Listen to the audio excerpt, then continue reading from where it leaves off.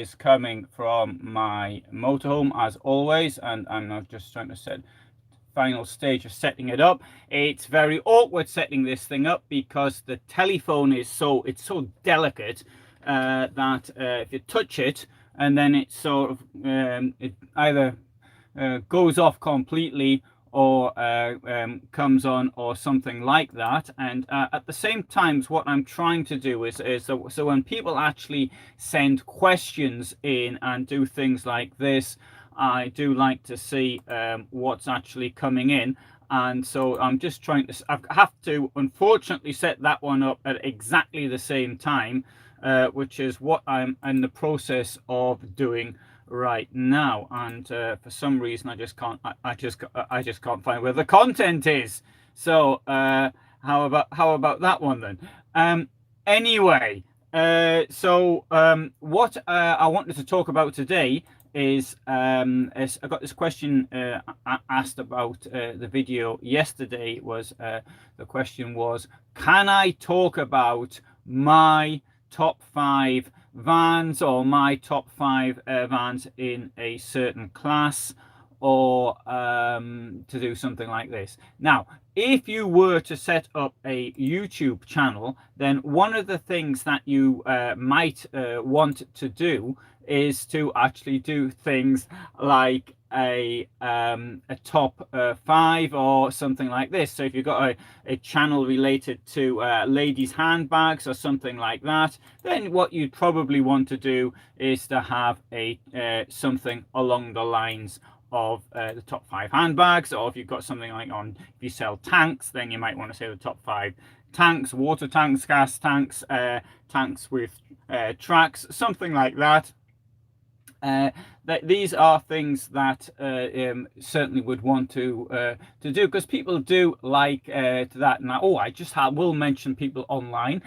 So it's Annie, but also from Azerbaijan, which is extremely exciting place to go to. In fact, I was wanting to go to Azerbaijan, and anyway, I'll come on to that a bit later. I'll just continue with my current way of thinking. And anyway, so why don't I actually do the top 5 or something like this? Well, I don't do it, and I've got absolutely no intention of doing it. The reason I don't really want to do it is because I feel as though it's not really the sort of thing that I ought to do, for reasons of how should I put it, to be able to compare two things in this way, or even to say the top 5, my best 5 vehicles, then I would have to say that these vehicles are vehicles that I know particularly well. And in this case, I don't Morocco, another exciting place going from. I don't know the vehicles so well that I can actually compare them. So this is a really important factor for me. Now, I know that lots of people do want to see things like this, that to get something on top 5 or whatever of this nature, but unfortunately, as far as I'm concerned, it just doesn't really work at all. Hello Munich, now that's a place I know relatively well, and yesterday I was doing my plan for the summer, and Munich is part of my plan for the summer. At the moment, I'm trying to actually, on my own computer, to actually get the questions that come up on the computer, because if not, they come up on my telephone screen, and then I can't remember what people have said, because I mean, the telephone, it just sort of goes off. But for some reason, I just can't get the I cannot get this live broadcast on my own computer, which is something which I've got absolutely no explanation for whatsoever. So I don't know. I can't explain this one whatsoever. Yes, you most certainly can ask questions, and that is the problem, that I can't actually manage to deal with at the on my own screen. So if you ask a question, you write it down, but I don't give you a response, then the reason that I'm not giving you a response is because I can't. Well, sorry, all I've got here on my live broadcast, I can see myself, but I can't see anything else. So if you do ask something, then that's the reason. Oh, I've got it now. It's come up. So I've got everything. Everything has been sorted. Good. Now, I feel is that when I do things like this, is that buying decisions are made on things which I say. I know that. And I really don't want, if I sort of say, well, I've got these 5 vehicles, then somebody says, well, what about this? The 6th one or the 7th one, and then say, oh yeah, that's a good point. Oh, that's a good point. And so that's another reason I would feel if I picked up a top 5, then that is not quite right. Another thing one must bear in mind is that I do things what's to me may not be suitable for other people. It depends on the final use, and I often speak about this, but it's the final use for what you intend to actually do with that vehicle which is important. Now, what's important to me is to have something I can live in long term and work from. So that means that I need things like, for example, I need a large table so I can actually work. I need space to carry clothes because I'm often off the grid for a very long time. I want to say off the grid. It also means that I'm going to need solar and all the rest of it. Solar, you can, I mean, these are things which you buy and add on to the vehicle anyway. It also means that I couldn't make do with a small water tank. I'm taking spare water with me in any case. So these are things which are important to me. I don't like overhead beds. The reason for this is because in most cases it is, I think, it's unnecessary unless you're a couple and you're sleeping in different beds. So in that case, I don't know, perfectly understandable. But it's extra weight. Particularly in vehicles which often tend to have overhead beds in the 3.5 ton class. They are already quite close to being the limit, their weight limit anyway. So adding more weight, then that's not such a good idea. And I also don't like to have big fridges. And the reason I don't want a big fridge is because there's only so much space in the vehicle. Now, if you've got 7 meters length, you've got 2 meters wide, and you've got, let's say, for argument's sake, 2 meters high, it probably won't be that good, but that makes the mathematics relatively easy. 7 times 2 is 14 times 2 is 28. 28 cubic meters. If you've got 28 cubic meters, all you can use is 28 cubic meters. You can't start adding other things. So people say, I want a big bathroom, I want 3 beds in there, I want an enormous fridge. Well, yeah, okay, so that's fair enough. What you're going to take out, maybe get rid of the engine or something like that, because that might be, but it depends on your requirements. Now, if you have got something which is only for use at the weekends, then, fair enough, something small. Now, yesterday's van I did was the Hymer van S500. I used this van 4 years and 3 months ago, almost.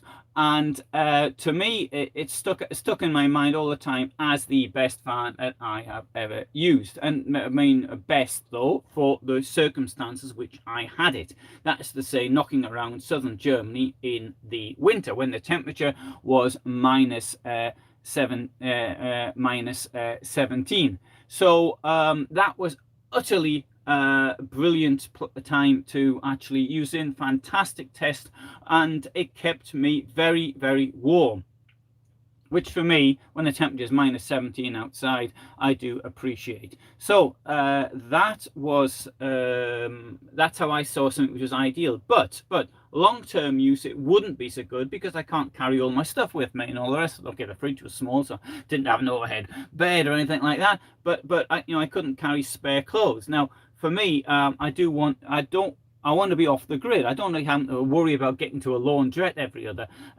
day or something like that. I have not washed my clothes this year, but it's only possible because I've got big boxes such as the ones here and up there full of spare shirts and underpants and socks and all the rest of it. I mean, I'm now really at the very end of the tether as far as this is concerned. But particularly, I mean, okay, and it's the weather hasn't been very warm, but I mean, in the winter, in the summer when it's hot, you might be wanting to change your shirt 2 or 3 times. Well, you're going to run out pretty quickly. So anyway. I just got a message that my internet's not running any longer at full speed. Well, okay, I've just used up the full amount for the month. Anyway, so that is why I feel like doing like a top 5. Now, another thing I was asked to do could I do something top 5 vans which are used? Best value for money used vans. No, that's utterly impossible for me, because this works on a supply and demand situation, and you cannot say that something's good for value for money or not, because it depends on the market price at a given time. And certainly in the current circumstances that we have summer coming up, we have a pandemic which knocked continues to knock industries out, which are in the supply chain. And they cannot produce fast enough. What happens? Supply and demand. I believe in the capitalist system. Supply is low, demand is high, prices go up. What I'm now going to forecast is that in let's say 3 years time, the opposite's going to happen, because people are buying vans now, think they're going to use them, they don't use them, and suddenly the supply will be greater and the demand will drop. Not only that, because now companies are trying to increase their production. The problem is they can't increase production because they don't have the labor to do so. And not only that, they're increasing their production area rather than and still, and still knocking off at maybe 6 in the evening or something, but they're not actually working around the clock. The reason they can't work around the clock is it's one of finding sort of people who can actually manage the production lines. So therefore they're adding extra cost, and that might in 3 or 4 years time, well, maybe more than that, 5 or 6 years time, actually put more pressure on the RV sales. But on the other hand, there's more and more older people who are coming along into the market and maybe wanting a van, so that might actually put pressure down. One of the things with COVID, one of the effects is that many small businesses were hit by this, and as a result, it could be people, for example, who are maybe in their 40s, got a couple of kids, they bought a van, then suddenly COVID comes along, it's hit them, and they may have to sell their vans. Yes, there are those, but that is a much smaller amount than those who are trying to buy them. Right, so I noticed 1 or 2 questions. I'm now going to try and have a look at some of them. So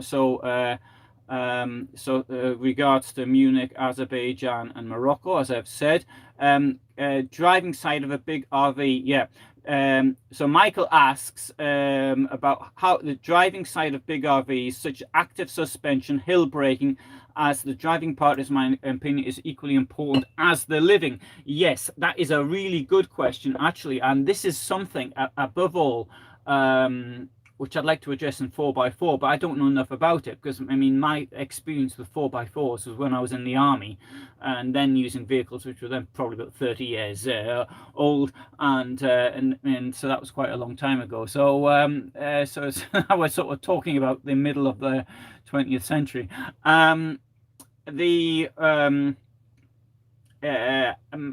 I feel personally is that I'm extremely careful the way I drive any vehicle, particularly those that come out new. Now, for example, also referring to the video I did yesterday, with hill starts, for example, with pulling away. I deliberately did that with that Mercedes. I mean, I had to feel confident in it, because I mean, if you had a vehicle I didn't feel confident in, there's no way I was going to try something like that. Somebody else's van, €80,000 van, and end up smashing it up or something. So yeah, I can try and when I take vans out though, I do actually try and say this, so I'm driving something. But the thing is, there are times when I'm doing do test drives. I've done a number of test drives in both Hymer and in Carthago.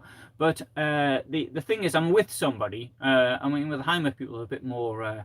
They let me to do more what I wanted to do, but it's still controlled. Whereas with the Carthago, you can drive up there, turn left, go around the roundabout, over the bridge, and that was it. And so I had to I couldn't really do what I wanted to do. But yeah, this is one of the things with a van is that, and you may have seen the film yesterday, something fell on the floor.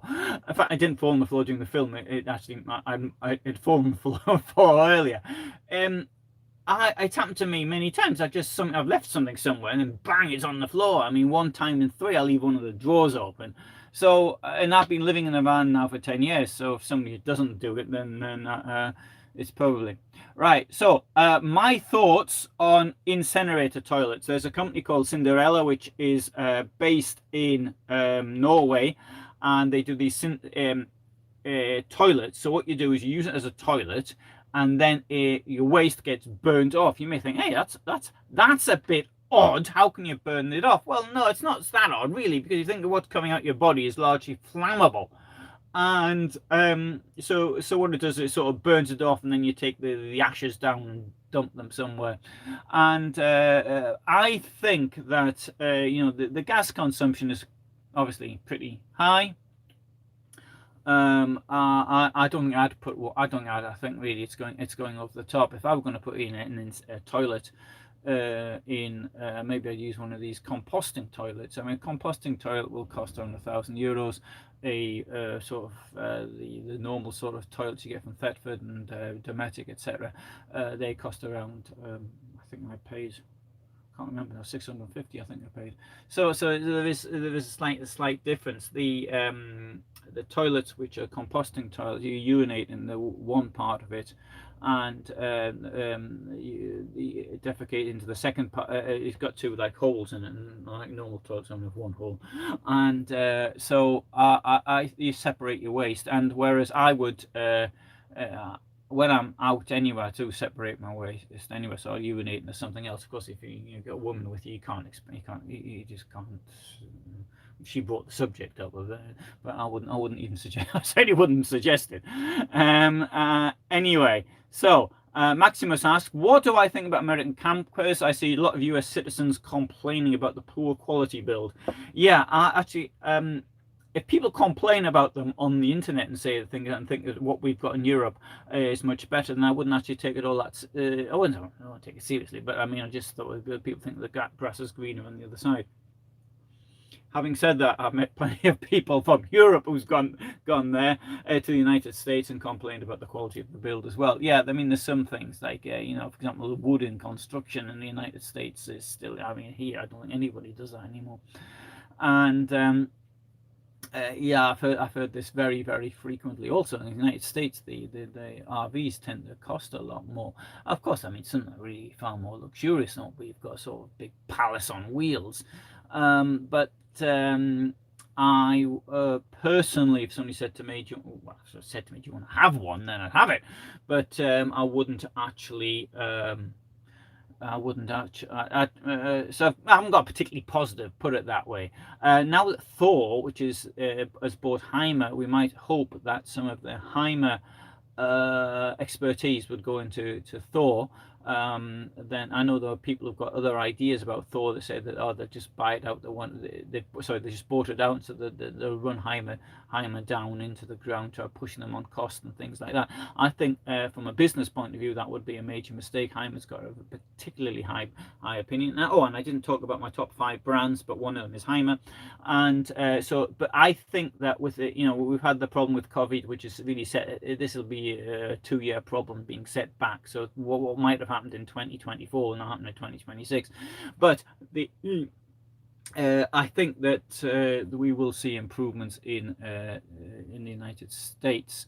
And okay, mind you, oh, Maximus adds, having said that, American expensive motorhome companies, and some people say they are the best. Well, some people may well say that, yes. And have I heard news about the new Ducato facelift that's going to be used on motorhomes for the 22 model year? Yeah, I heard something from somebody, but I don't think, well, I can't remember what it was now. So anything about a new Ducato, I don't know. I saw something, but I can't remember what it was. And right, yeah. So Annie points out that incinerating your waste sounds a bit odd. Yeah, well, it does rather. I mean, the first time I heard it, I thought it was a bit of a joke as well. And but anyway, I didn't laugh. I tried to withhold it. But yes, indeed, company Cinderella incinerates waste. One of the things actually I could point out actually on this very subject though, I mean, when you've got something like methane, sometimes you have these spontaneous explosions which can happen in marshes and things of this nature. And I mean, it's not very common, but it does happen from time to time. And that's okay. It's the same gas, and suddenly it just blows up. So I mean, I'm not suggesting that your toilet might blow up or something like that, but there's something that a business I was trying to get into a number of years ago was in waste management, and the use of sewage to actually extract the gas from it, and then the gas can be used for heating purposes. Above all, I mean, a little bit can be used for electricity, but electricity is more difficult. But for heating, and then the heating, for example, can be used for greenhouses. So you might have something, so you could set up sort of a tomato production next to a sewage farm or something like that. Obviously, the closer you are, the better it is, because you don't want to be transporting the gas too far. But anyway, that's just a minor point there. Good, right. I notice I got one thumbs down, but then it's probably the same person as always.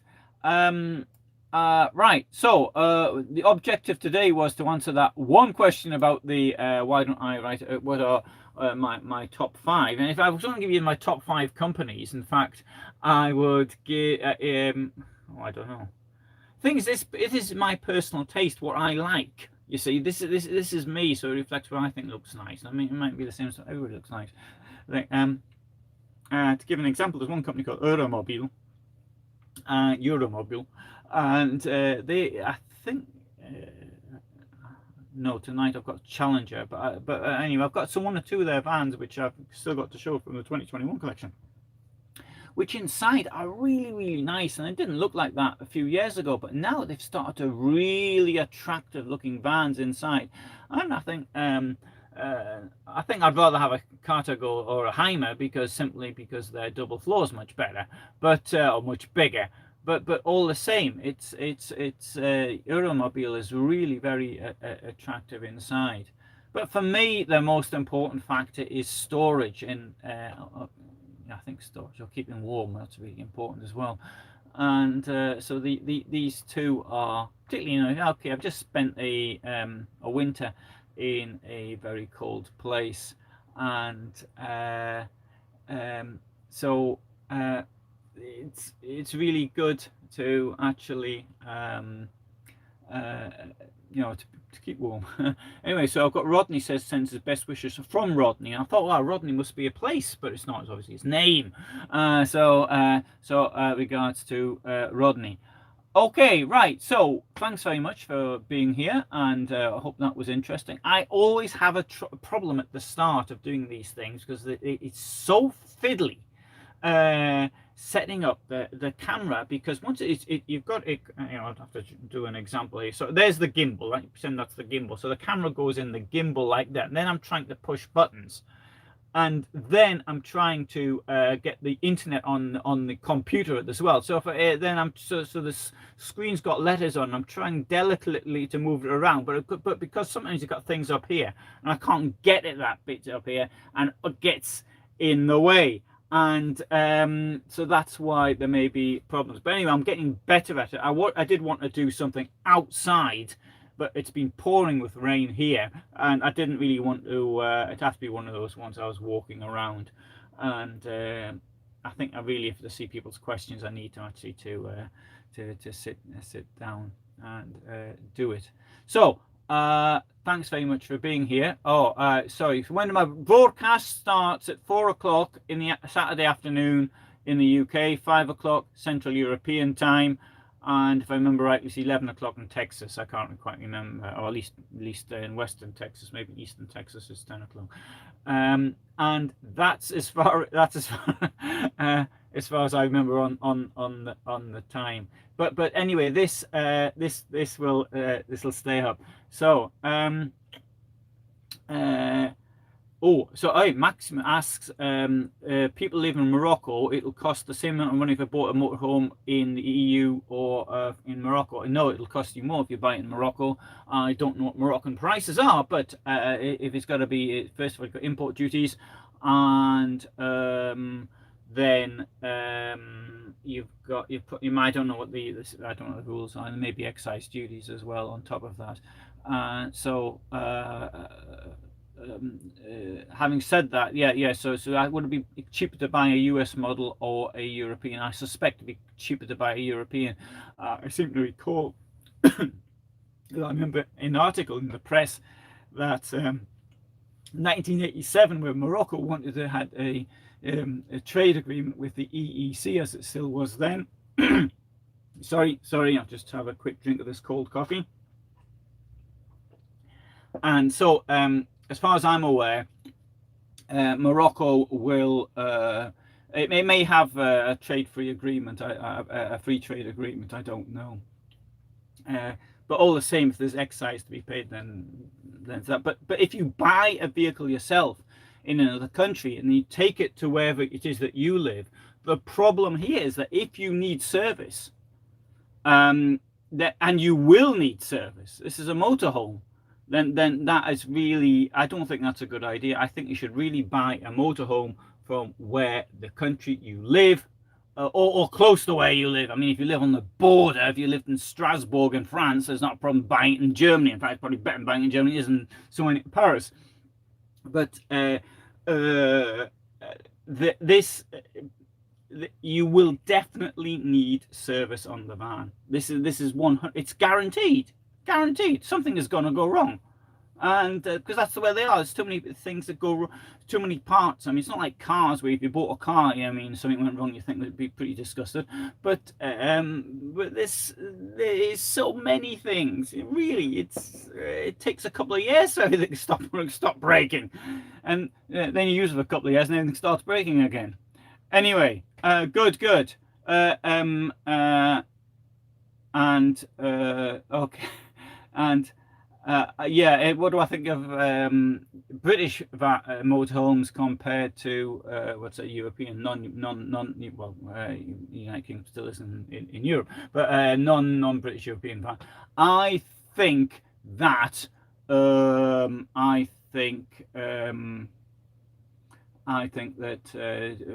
German vans are the best. That's my opinion. I think the problem with British vans is often there's no storage. Right? That's something, and there's rarely double floors. I think the quality of construction in general is not as good. In general, so people saying, I bought this van in 1962 and it's still great. Well, yeah, maybe it is, but I mean, I think the technology is better in Germany or France or somewhere. So and anyway, what are the benefits of a monocoque technology as opposed to normal build technology? Right, monocoque is where you actually have a shell. I haven't got a picture of a van or anything here. I don't think. No. Anyway, so I have to pretend this is the van, there's the driver. This bit here is one part, right? So normally what you do is, loosen the glasses case, that's better. You've got the roof, you've got the walls, and you've got the undercarriage. So the undercarriage is part of the chassis, and the walls are sort of glued on, so big flat things, and you stick them all together. Now with a monocoque, it turns up. It's all one piece. There's no gluing. Now the advantages are the following. The first thing is it's going to be far better water leak proof, far more likely to be leak proof. Many new vans, even including expensive vans, I know of one case where a very expensive van turned up and there was a leak in it. we've all had leaks in motorhomes, and I'll do a video one day on the things you can do against to get air leaks. But the thing is this: with a monocoque van, it's protected. That's number one. Number two, the insulation. It's much easier to insulate it, and it's from so that it keeps it warmer.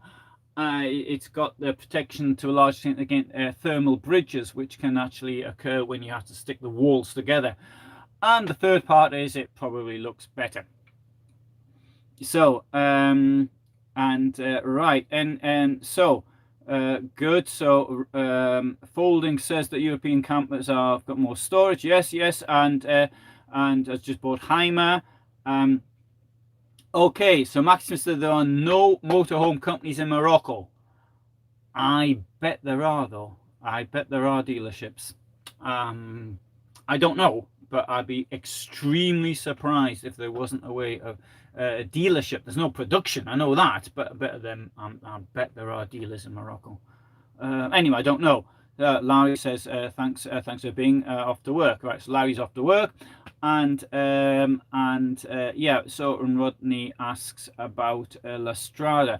Yeah, and Silver Dream. Actually, I've just been writing up something about this morning, which a video will probably end up being published in, I don't know when, but a couple of months' time, about the La Strada Nova. I mean, I published something on about 2 or 3 weeks ago, but I'm so adding to it now, and I think this is a really interesting vehicle, and Silver Dream vehicles are absolutely stupendous. I went to their factory last January, and they had some old ones for sale as well outside. I mean, I put videos of them. I saw some were 15, 16 years old, and yeah, lovely, really nice vehicles.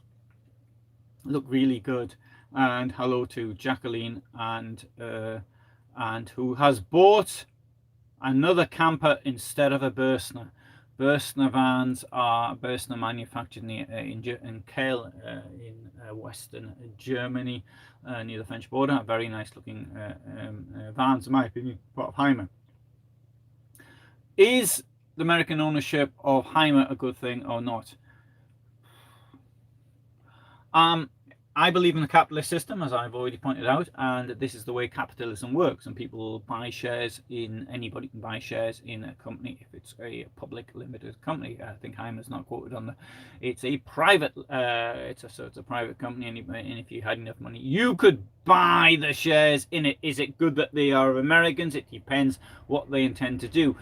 So far, they've done nothing negative. Not a problem. I don't think it's bad. I think it's possibly good if it sort of brings Hymer vehicles to the United States. So I don't know. I ran a business magazine, so I do have opinions on certain business related topics. But in this case, I'm completely neutral. I don't.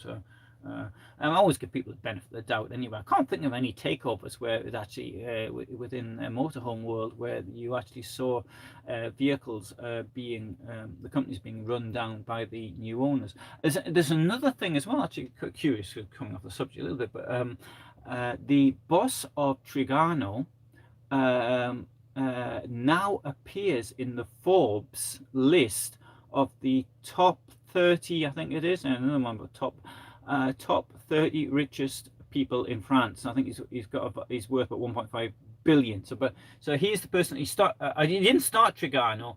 He's ran the company since 1981. I think he got a majority stake in 86. But he sort of bought lots and lots. But anyway, so he's in the top 30 in France. I'll do a separate video on him. I think that's interesting. It's the only person I have personally met that was in the top rich list from anywhere. And right, so Rodney says, saw yesterday's video on the Hymer S500, yeah.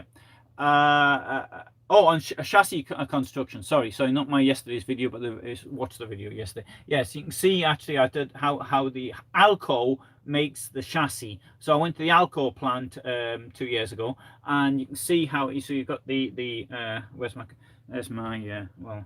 So there's the that's the front part of the van, and that's the chassis bit here, and you've got the wheels down there. And so what they do is they put on a new chassis.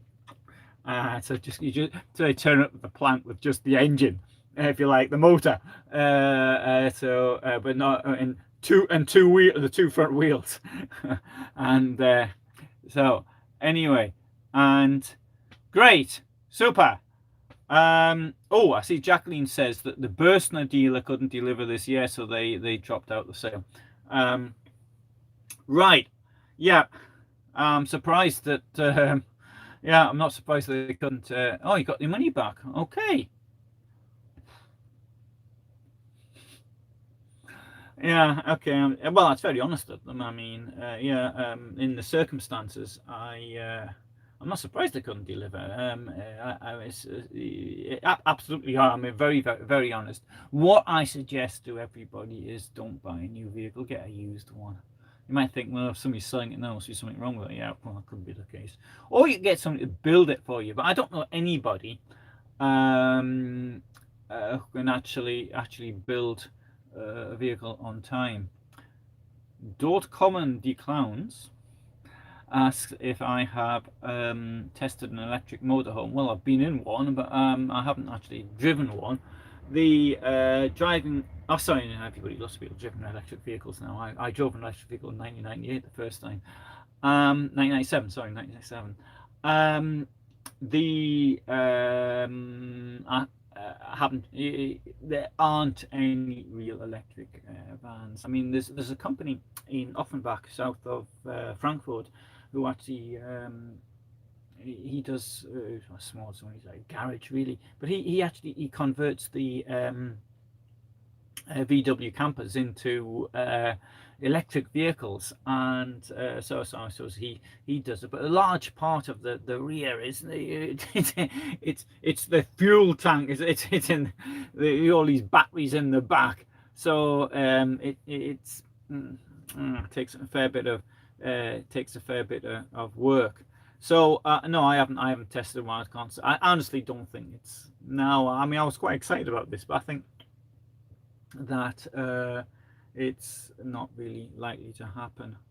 And so anyway, so another Foldings also had a problem. Order in October, due end of May. And well, okay, well, let's see. Can La Strada make a Nova the same length as a Silver Dream? No, they can't, because if it is in monocoque construction, they must have the tooling to make the monocoque part. Now, I'm assuming that they don't get it from the same place. If they got it from the same place, then yes, they can. But I presume that I know that Silver Dream gets the monocoque in Italy, and I presume that La Strada gets it from there as well. But with monocoque construction, it's a bit more difficult because of the way. That's why they cost so much more. You've got to build this big shell, and you've got to sort of deliver it somewhere. It's not like, on the back of a lorry you could put the walls for, I don't know, 20 motorhomes, but and then to glue them together when you got there. But you can only put on one monocoque, and so I don't know if they'd have to buy it from the same place as Silver Dreams got it. It's a tooling problem largely. Oh, so Jacqueline's now got a Hymer. Okay, very good. And what Hymer have you got, Jacqueline? Anyway, so I'll find that out in a moment. I have thought my own situation. I mean, do I want to be in the same van? And obviously with this one here, as long as I'm by myself or with one smelly dog, then it's okay. But I think if I were with someone else, then I would actually I'd actually have to get something new. I have to get something different, and I've actually been thinking of this subject of late. Rodney asks, what Silver Dream length did I have done? The entire length, all the Silver Dream models, 6.5, 7, and 7.5 meters. So I think there's one that's just under 8 as well. So I've done the whole lot. Oh, so Jacqueline got Hymer B class Masterline 780, and it's great. Right. So actually I've got a I'm doing a video on the 780, the Hymer 780 as well. So a new my thoughts on it. The Hymer Masterline. What was it? The Modern Comfort was on. I can't remember. Was it 2019 or 2017? I've forgotten that when it came out. Maybe it was 2017. One was 2017, one was 2019. Anyway. And do I know the small brand Volker? Yes, I do. Volker are very friendly people as well. I've got a number of their vehicles on my site. Volker manufacture to order, 4x4. They use VW, they use Mercedes, they use Mitsubishi Fuso. They they do. But I think it's only a small company, and so anyway, that's Volker. Annie mentions that Tosha isn't smelly. Well, the problem is that she urinates in her sleep, and then she sort of rolls over in it. So that's the problem. Having said that, I'm sure most of us will probably end up doing that as well. So so my motorhome is it's a self build, largely. I mean, it was I got this. It was, I think somebody did in Belgium and didn't do a very good job of it. And anyway, so I've sort of tried to redo it very slowly. Oh, I've got 2 thumbs down. Yeah. Oh, right. Well, I know the regular thumbs down. He's got several accounts. So anyway, it makes it drop by twice, really, though. Yeah, so Volker don't just do VW Transporter. Sorry, I've just seen that they do 4x4 stuff. And anyway, I hope that this year my plan now is the plan. I mean, actually, all sorts of things can actually go wrong, but at the moment, the plan is that I'll go to Germany, and I will be at the Abenteuer und Allrad adventure and off-road trade fair in Bad Kissingen. That's my plan, and then I'll see from there. One of the things I found, actually, to go back to an earlier question about driving, is that I'm a bit frightened about driving anything which is too big. I feel as though that if I had something which was an enormous van, I don't actually feel absolutely confident of it, and I had a situation 2 years ago where there was I was down a bit slowly, and I was trying to get through, and somebody got in. I'll do it for you, I'll drive it out. And what did he do? He whacked the side, whacked the back of here, and so it's got this big scratch mark down the back now. And anyway, these things happen, I suppose. And so anyway, right. So Rodney asked that both Silver Dream and La Strada both use Mercedes, as a base vehicle. Silver Dream is monocoque as well, and APCO do the chassis. Alco do the chassis. What could be achieved with an no? Yes, there is no length to the Alco chassis. The maximum length, I can't remember off the top of my head, but I think the maximum length on Alco chassis is 850, 880, something like that. Can't quite remember what it is, but there is a maximum length. I was told this when I was at the factory, and that's great. Oh, and Jacqueline just invited me to the Netherlands. Oh, that's great. So very good. And hello to Jose in Spain. So obviously I'll be going to Jacqueline's house. Let's hope she gets well stocked up on food, and so anyways, that's my sort of plan. Unfortunately, because of the events of this year, I've taken upon myself to be as responsible as I can. I've stayed in one place For the past 5.5 months, I haven't travelled at all, and so I really think that if it says stay at home, then I've stayed at home, and I haven't really done anything. But I really, because of, I'm going to have to sort of make a move, I suppose. One of the problems is of course, I mean, this situation is here, and certainly in Germany, a large parts of Central Europe, is that with COVID at the moment, it's not getting better, and so it's a pretty serious situation. So Maximus says La Strada Nova is beautiful on the outside. It's one of the most beautiful looking campers, but doesn't like the interior and the build quality. Well, I can't say about. I don't think the build quality is bad actually, but I appreciate the fact with the La Strada Nova, looks fantastic on the outside, looks a bit like an office on the inside. Yeah, in my van here, looks a bit like an office, and I thought about actually sort of having this bit here and painted. I was thinking of painting it in there, sort of pastel green color, something like that, and I was also thinking painting the exterior as well, something ridiculous, but I haven't got any ideas at the moment. But maybe do an advertisement for the outside of the van. So Jose says that, oh, Jacqueline's a great cook. Hey, that's pretty good news, that one. And Jose says he's thinking of buying a Rapido with an automatic gearbox and Aldi. Do you think extra cash to Aldi is worth it? Oh, I wish I could answer that question. An Aldi system, right? So you've got two basic systems for manufacturers. Basic ones. I mean, there are others, but they share the market. So Truma and Aldi. Now, what Aldi has got, Aldi's manufactured in Sweden, and Truma is in Germany.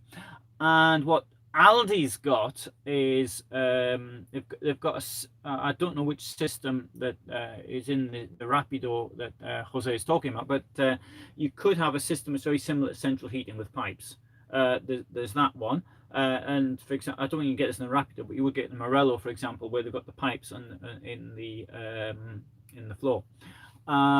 Is it worth getting the extra cash? Well, okay, in Spain, believe it or not, I actually I lived in Spain, so I know how freezing it gets there in the winter. In fact, one of the biggest temperature drops I ever, not the biggest, but one of the biggest, was flying from London when it was +11 and arriving in Madrid and it's -12, so it's a 23-degree difference, and that was one of the biggest temperature drops of my life. So Madrid in the winter is pretty cold. So yeah, is it? I would say this is that if you're going to buy a vehicle, is it worth the extra cash? That's the question. Is it worth paying 3 or 4? Look, the van's going to cost so much anyway, so I think it really, the heating is really important. I would go for the, I think I'd possibly go for the Alde even. But I really do want to make this clear. The Truma is brilliant. The iNet, the one, for example, in the video I posted yesterday, iNet, 4 kilowatt of heat, is enormous, and it was great. It really was good. What I don't know what the Aldi is, I don't know what the fuel consumption is like, how much gas it's going to use, but but I think I possibly would go for the. I think I'd go for the Aldi. I suspect it actually will use less fuel. I think, I don't know. So. Right, it does right folding, yes. And why are there no motorhomes built on platforms like a Transporter, small Ducato, or Sprinter motorhomes? Okay, why are there no motorhomes built on the VW Transporter? Well, there used to be, didn't there? Was this L25 used to be on that? Yeah, that's a good point. Though I don't see them anymore. I don't know the reason as to that. I mean, you do get motorhomes built on. Oh, sorry, no, you do get motorhomes built on. You got Knaustel, for example, on the Boxlife. You've got. Yeah, but the VW isn't used so much as, for example, Sprinter and Ducato. Oh, sorry. sorry. And Oh, right. Oh, great. So your wife can bring something Bavarian. Oh, right. Fair enough. That sounds pretty good to me as far as food's concerned. Great. Okay. Well, unless you want to ask anything else, I'll just drink the coffee. Cheers. And no, that was an allergy. The reason for sneezing.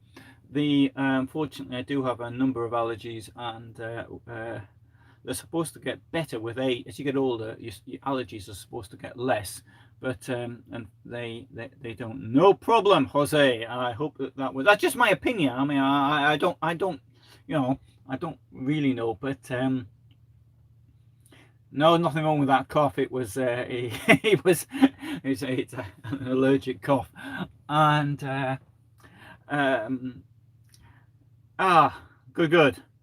So right. Well, I've been rabbiting on now for 50 minutes, and last weekend was a really very successful weekend because there was 125,000 views on this channel over the weekend, which was that hasn't happened for ages. Not since YouTube started messing around with the algorithm last year, and so anyway, right. So Rodney asks, is my opinion for the money involved spent? What's La Strada Nova or Silver Dream? Which would I? Okay, yeah. Okay, so the question is would I get a La Strada Nova or a Silver Dream? The La Strada Nova is actually more expensive than a Silver Dream, probably. I mean, they both start at 100,000 approximately. The cheapest Silver Dream's 99,500, and the last Strada Nova, I think it's 99.5 as well. I think I'm come think of it. But I mean, these prices don't mean anything, because by the time you've added on everything, then it ends up costing a lot more. In neither case would you get a new model quicker than. You might get a Silver Dream a bit quicker. You might get within a year. Sorry. No, you might get before the summer after next. Summer, you might do. I don't know. I'm just guessing. I don't think you get the La Strada, that Nova, that quickly. Mind you, the La Strada factory is really big. I mean, I didn't see the factory because I saw just, but when I got into their part, and you can see how the workshops, how deep they were going right to the. And so I was parked outside though, thanks Maximus. Asked people to click the thumbs up. Do I know anybody else that does monocoque construction? No, not really. Oh, my computer's gone off. What's happened here? Computer's gone off. Doesn't matter. I wonder why the computer's gone off. Now, so turn it back on again. And do I know any other companies that do monocoque construction? Nobody springs to mind, other than you've got, but they're very extremely expensive. You've got Maurer in Switzerland. They do them, but they really are. They are ultra. They're ultra expensive vans. So thank you for being here today. Unfortunately, the computer has actually gone off. Why are VW vans so expensive? Could it be just that they're in fashion? Yeah, well, why not?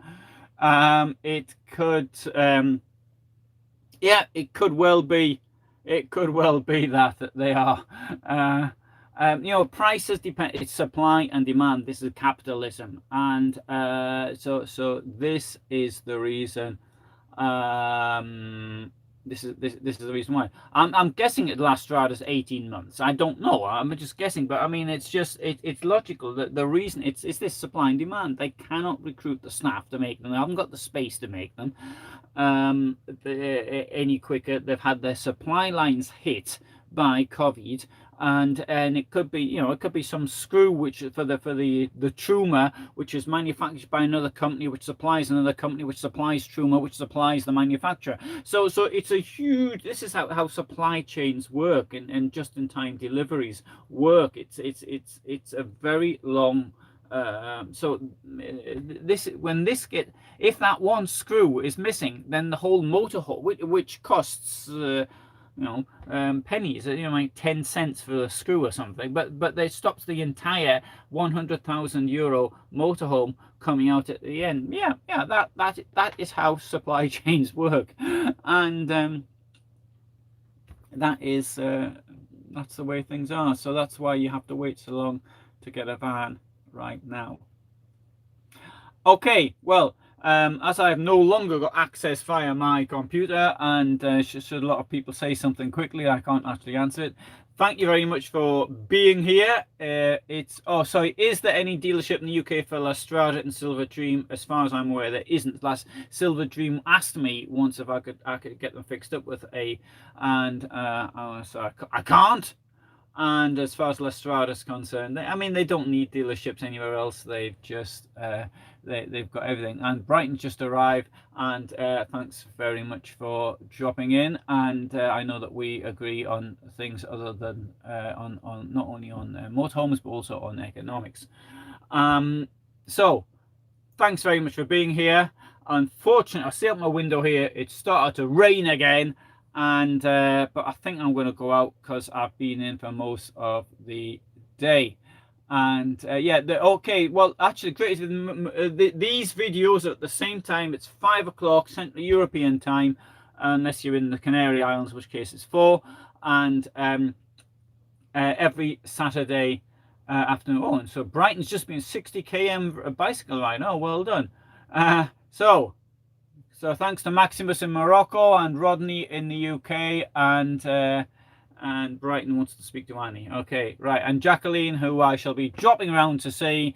Let's hope that there's plenty of food stocked up there.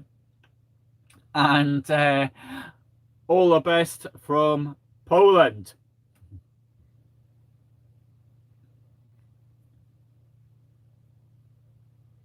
Can't turn it off now. How do you do that? Oh, here's it.